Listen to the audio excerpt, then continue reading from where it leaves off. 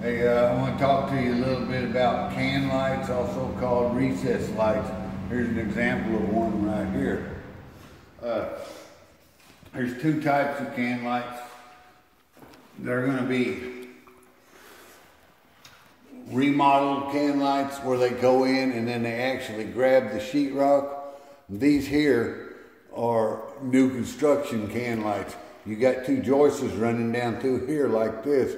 And they got metal tracks that you extend out and put screws in it, and that's how you position these. One of the main things is making sure that you get them all set up equal distances. So if you have a bunch of them, you have them in line and they look good. You know, you don't want them all over the place haphazardly. So take the time, make sure you get them spaced right and in line right. There's also two different types of cans. One of them will be IC and the other one's non-IC. What that means, this is an IC. It means it's in contact. So once you place this in the ceiling, you can spray insulation right up to it. It doesn't matter. Non-IC, you have to put a cover over it if you want to insulate around it. You can't have the insulation touching it. The heat from the light will start a fire and burn your house down.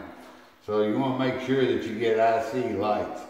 If you look up in here, after you've set this, you clip the fixture to the top of the light so when they put the sheetrock up, they won't hit any of the wires and such. It's real easy to get off of there. You just unclip it, and there's your fixture. And now, old school, this fixture would lock onto the back of the globe, and then once you set it up in there, you'd screw your light into it, and that's how it would applicate. But nowadays we're going to LEDs. Let me see that. I just dropped LED. When you do an LED, a lot of them, if they're not complete units and you're going to these existing cans, you'll have a little plug that screws into that fixture like that. And then I always like to tie it in a knot. Kind of get it up out of there, out of my way a little bit, so that kind of makes things a little bit clearer. Then you just take the LED. You always remember to match up your colors. Black, black, white, white, red, red. Whenever you're doing wiring, all you do is clip that together. The light's ready. You notice there's these two little channels here, and there's just springs on the back of these. You can just compress them springs and put them into the slot like. I always just set the back ones like that, and then compress the front ones in and lock them in like that right there. Once you get to that point, boom, you just push it up there and the springs lock it and hold it. So they're really easy to put in fast.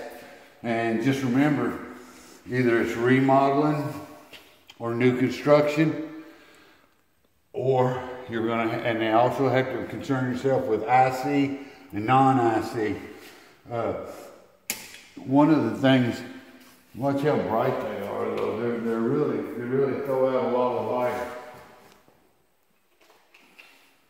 So these come in sizes from 4, 5 to 6 inch cans. You know, they'll come from real mini ones up to 6 inch, and they're a good product, man. Everybody wants them in their house. That's all I got on can lights.